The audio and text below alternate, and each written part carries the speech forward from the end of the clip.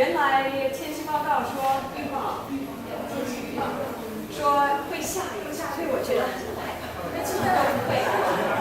So thank you all for coming. We're very glad to see you all today. Do I have to use this? Oh. Do you want to reverse the order? Or Yeah, I guess we can go, Jing, let's go ahead and do our piece first. Yeah. Okay.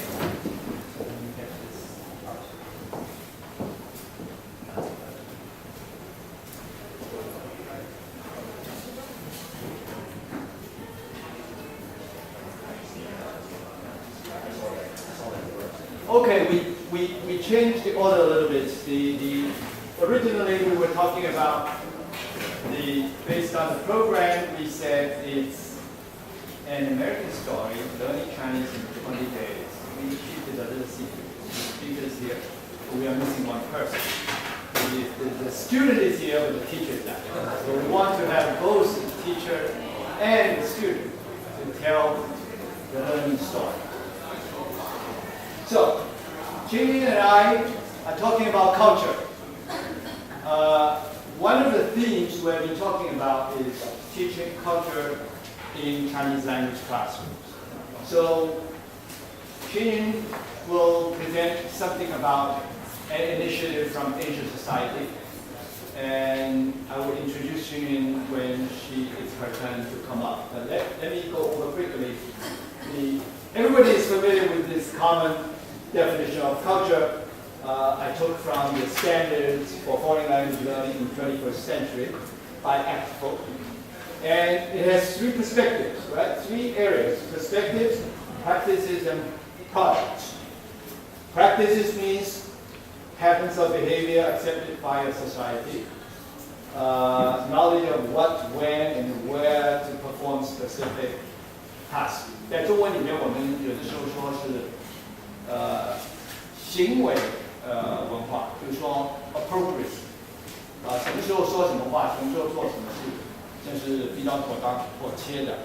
就是说，语法对了，但是是不是对某人应该要讲尊敬的话，或者不尊敬，什么时候用您，什么时候用你，说。So this is more of everyday practice. Products. That's about what the society creates. 那就是包括了我们平时讲的，在中文的研究的出版的书里面说的是知识文化。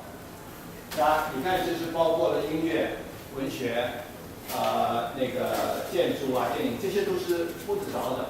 还有 intangible， 那一般就是比较那个 abstract， 那包括art 或者 tradition， 那我们的heritage， so it's sort of a more abstract, intangible.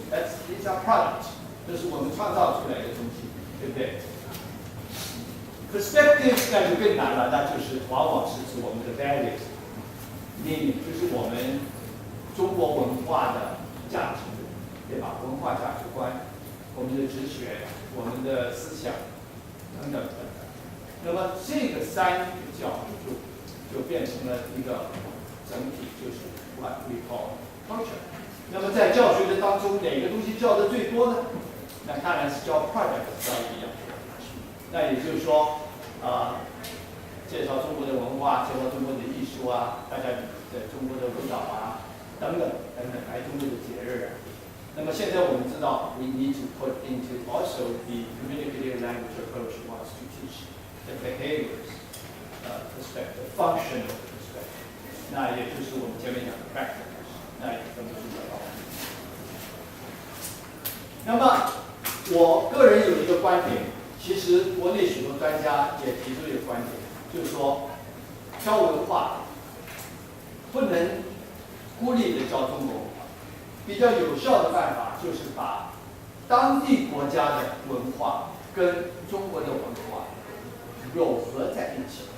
They call it an integrated approach of teaching culture.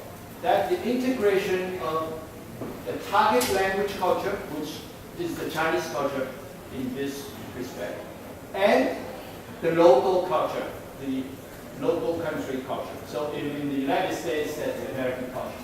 So how do you combine these two?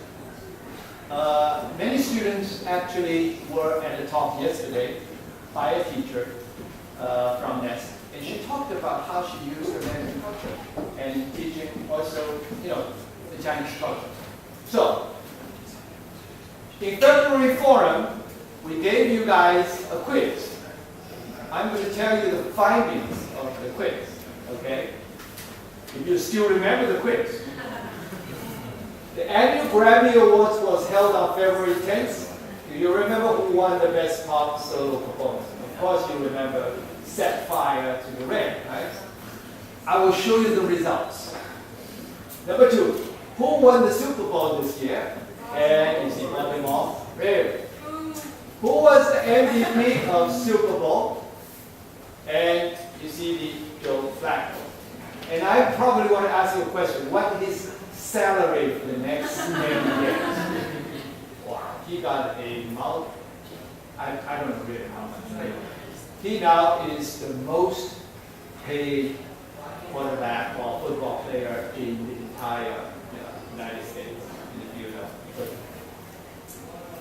And which artists performed during the intermission? Of course, we all know it's Beyonce.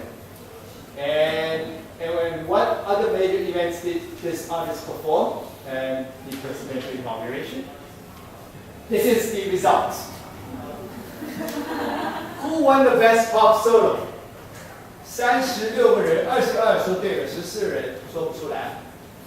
Which team won the Super Bowl? 25 said yes. But remember, these results came from the first round of review, so it's not accurately reflecting our original, the first quiz, okay?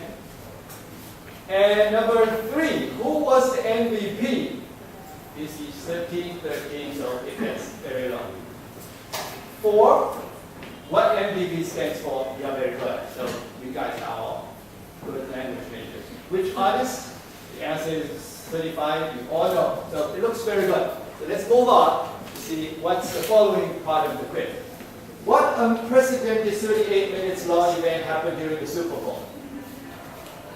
Blackout, right, in the stadium for 38 minutes. And take a look, 29 students knew about this accident.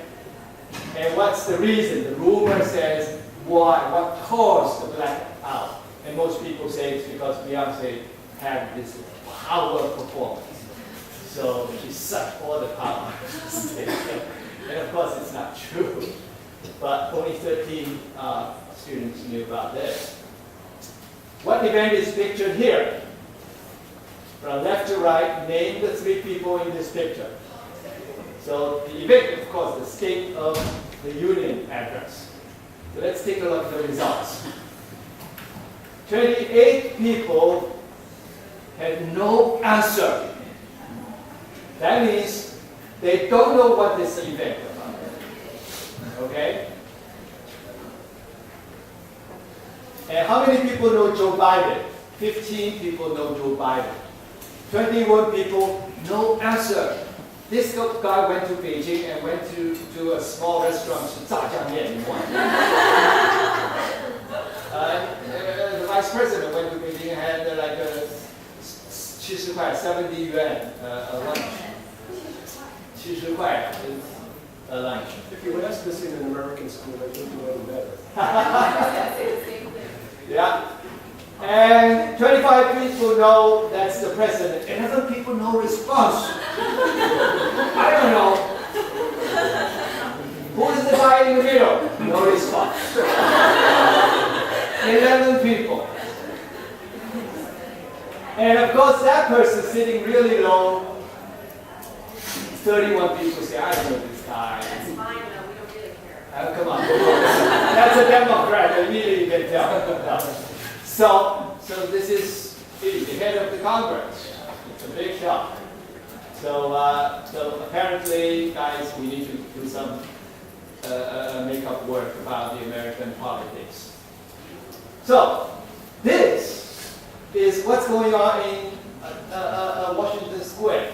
Which internet meme has been bringing America in the past 2 weeks? What's that? Ship. and 25 people got it right. So that's more popular culture. 5 no response, 6 got it wrong. What is the name of the New York professional basketball team? Nets and Knicks. What's the answer? Take a look. Correct? Only 8 people got it. And got both right. One person got 1 right, 1 wrong. 7 said both right.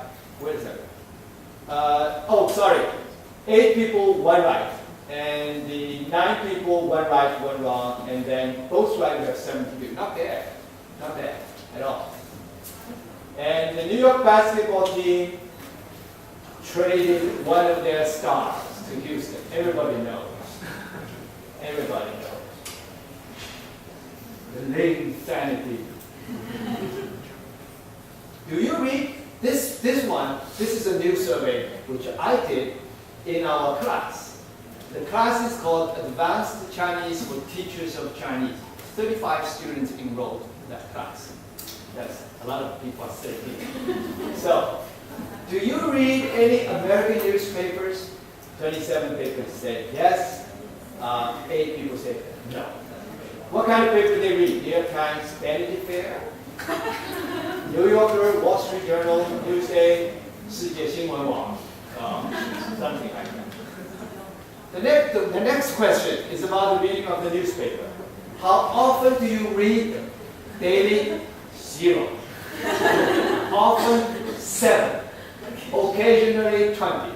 So if you go back to that, 27 looks pretty nice, but they probably read once a week. It's not very good. Do you pick up any free local newspapers to read? Only 17 people did. It's free. And 18 people said no. Okay, what kind of newspapers do they pick up? AM, Metro, these are subways, right? And Washington Square News, that's And one person apparently is a teacher, so she or he said New York City teachers. And hygiene, it's about health, it's about, I don't know. Not very good. It's a fail, half fail. How often do you read them? 0 for daily. 3 for often, most of them occasionally.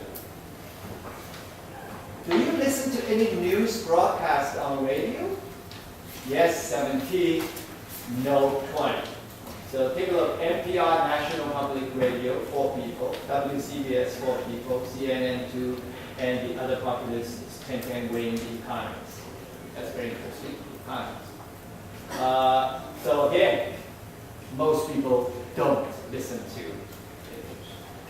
Do you watch any news programs on TV? Again, 16 say yes, 19 say no. And most people watch BBC and 60 Minutes, New York One, which is the local TV, and Fox News. Do you read any news on the internet? 31, yes. 4 people no. Look, 9 people said daily. Every day I have to look up the news on the internet. And often a day, occasionally it's 13. So let me give you a test. What happened? What's on the news this morning? Something happened in Boston. It's yesterday. No. Yes. First of all, it's the Boston Marathon that happened on Monday. Yeah, it's Monday, bomb, and today is to get in the circuit. Do you watch any American TV drama? No one said no. The top 5, Big Bang Theory, Modern Family, Two Broke Girls, Vampire Diaries, Friends, The Good Wife. Now, by the way, in that class, 35 people, only 3 guys, mostly girls. You can see sort of a bias over here. More geared to attracting girls or ladies. Other, The Secret Life of the American Teenager, Pretty Little Liars, the office lied to me, Desperate Housewives, Criminal Minds last Saturday night. So these are the other shows we will watch a lot. Do you watch any American TV game programs?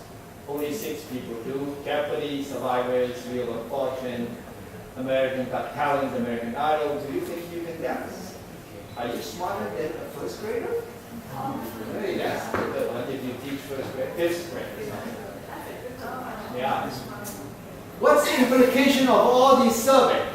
Apparently, you guys are not doing a very good job about learning about the local American culture. I know you know a lot about the Chinese culture. So, the implication is in order to teach Chinese culture to American students, you need to learn about American culture first. It will be really terrible if you walk into a classroom and you talk about sports in China and the kids ask you, so teacher, did you watch the Super Bowl? What's Super Bowl? Actually, one student last year did tell me, say, Super Bowl, the student did ask her, say, 老师, did you watch Super Bowl? And she did answer, what's Super Bowl? She didn't know. So the student was very disappointed in the student. See the problem here? So you missed an opportunity for communication, for getting to know students, and then you can talk about football. In China, we are crazy about soccer. We also call it football, but it's soccer. But China now also watches Super Bowl, right? So it's also televised live. And conclusion, integrate both Chinese and American culture into your teaching. Don't teach Chinese culture only. You are teaching Chinese in the States. You are not teaching Chinese culture in an isolation. Okay, now I pass this to Chen Yun now. Chen Yun is a graduate of our program. Chen Yun taught Chinese in the Bard College criminal program in a jail. Seriously, she's telling you. Next time we will want her to do another presentation about how all her criminal students learn Chinese and how well those people learn. Chen Yun left the job and now she's working as a program associate for the National Chinese Initiative program at Asia Society. That program also was headed by Chris, how do you say the last name? Lavari, also a former NYU graduate from our program. We're very proud of him, and we're very proud of Tim.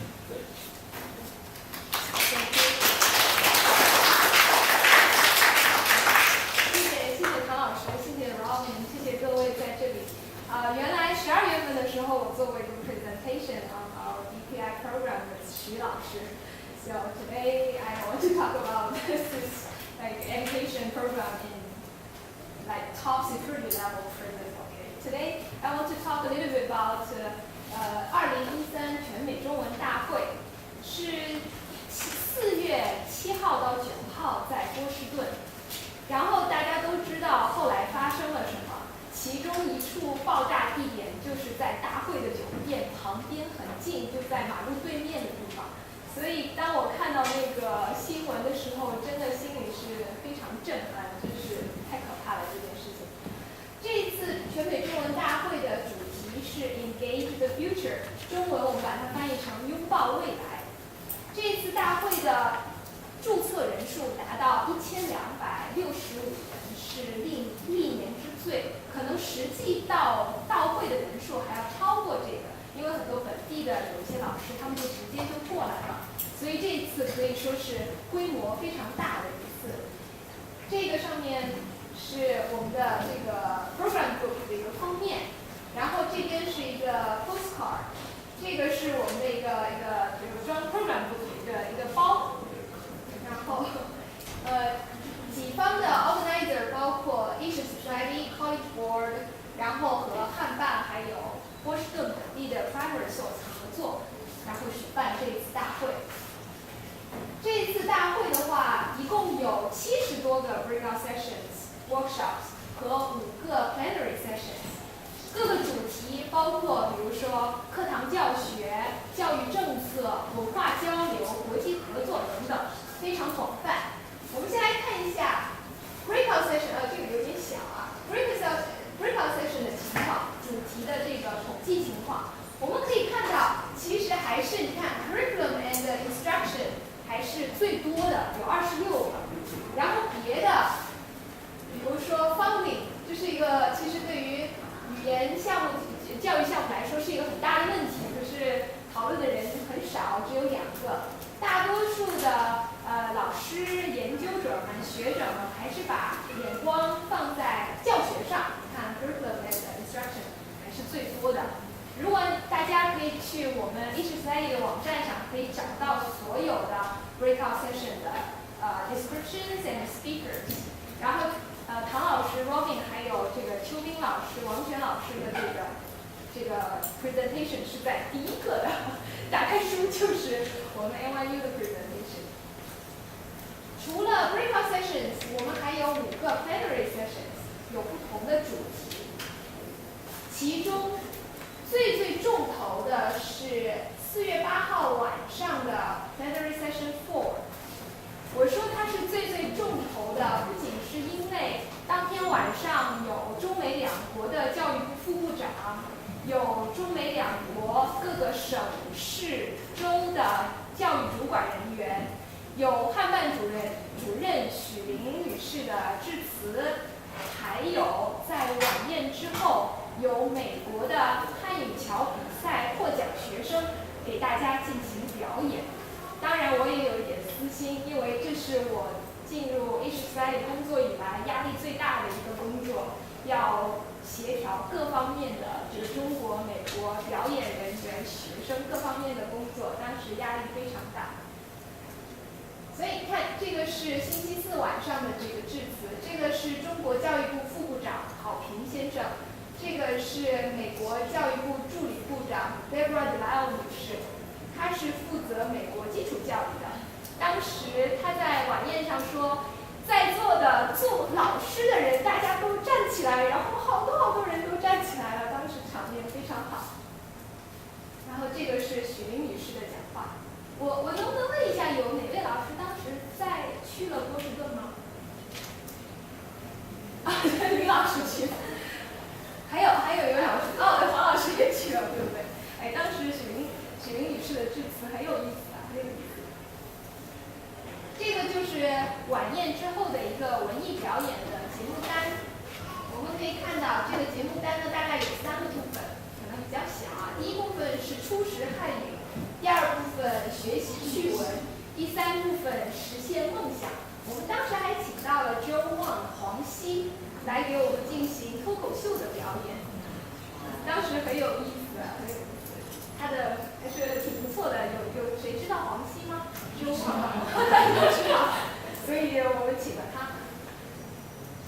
因为今天时间关系呢，我只播放当时就是这个视频当中的一段，叫做《我的未来不是梦》。